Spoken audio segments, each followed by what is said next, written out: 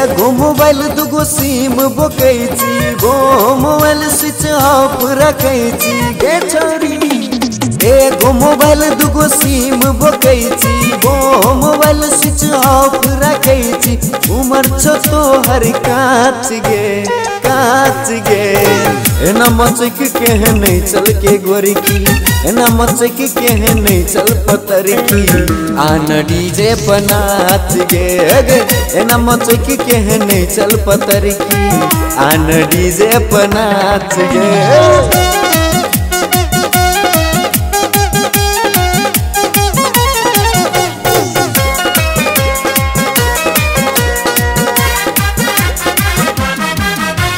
सबके गाना सुन ले पतर की एक बेर सुन ले अमित के पुकार दीवाना बैसल छो गोरी की लके गोटी बखार के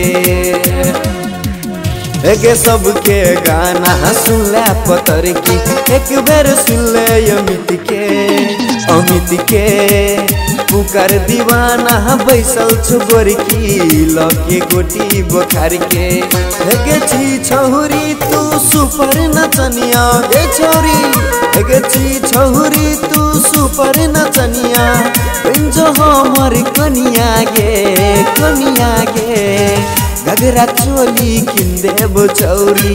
लहंगा चोली किन देबो छौरी और मेकअप सामान गे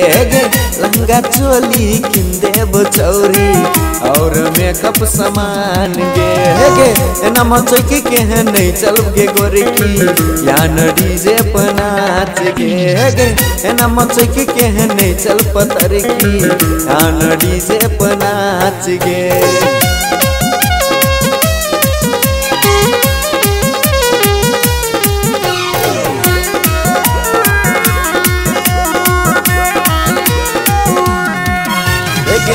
हन मुस्की मारे छौरी बंद भ जाए छे छोरा सबके बोली ज्यादा गोरी ही कमर हिला नहीं टूट जेते टोली गे हन मुस्की मारे छौरी बंद भ जाए छे छोरा सबके बोली ज्यादा गोरी कमर हिला नहीं टूट जेते टोली गे संगे है तोरा लजे बहु गोरिया गे संगे है तोरा लजे बहु गोरिया शॉपिंग करे बहु के सिरहा में नया डिजाइन के है झुमका गे गोरिया नया डिजाइन के है झुमका गे गोरी किन देबो कान में